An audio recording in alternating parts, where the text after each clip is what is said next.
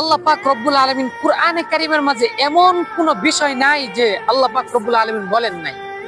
আল্লাহ পাক রব্বুল আলামিন কুরআনে কারীমের মাঝে সব ধরনের বিচার আল্লাহ পাক রব্বুল আলামিন বলে দিয়ে দিয়েছেন। দেশ কিভাবে চালাইবে মানুষ সবকিছু বলে দিয়েছেন।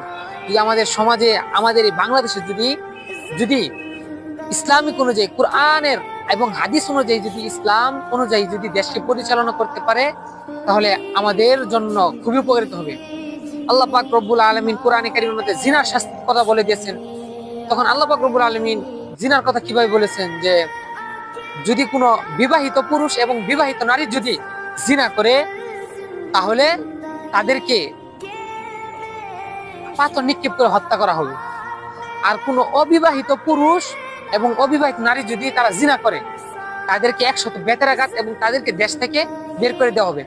তো চিন্তা করে দেখেন প্রিয় ভাই, আল্লাহ পাক রব্বুল আলামিন অবিবাহিত যারা তাদেরকে একটি সুযোগ দিয়েছেন, কারণ তারা বিবাহ করার পর তারা জিনা করেছে, এই জন্য তাদেরকে হত্যার আদেশ দিয়েছেন। আর আপনি বিবাহ করেন না দেখে আপনার দ্বারাতে গুনাহ হয়ে গেছে, কিন্তু আল্লাহ পাক রব্বুল আলামিন আপনাকে তওবা করার জন্য সুযোগ করে দিয়েছেন। তো আপনি একটু চিন্তা করে দেখেন যে আল্লাহ পাক রব্বুল আলামিন আপনার প্রতি কতটুকু মায়া করেছেন।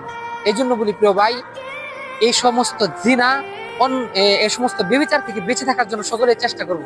কারণ আল্লাহ পাক রব্বুল আলামিন আপনাকে ভালোবাসেন, এই জন্য এই সমস্ত ফাহিশা কাজ থেকে আল্লাহ পাক রব্বুল আলামিন বিরত থাকার জন্য আল্লাহ পাক রব্বুল আলামিন আপনাকে এবং যারা অবিবাহিত রয়েছে তাদেরকে একটা সুযোগ দিয়েছেন। এই সুযোগটাকে ইনশাআল্লাহ কাজে লাগানোর চেষ্টা করব।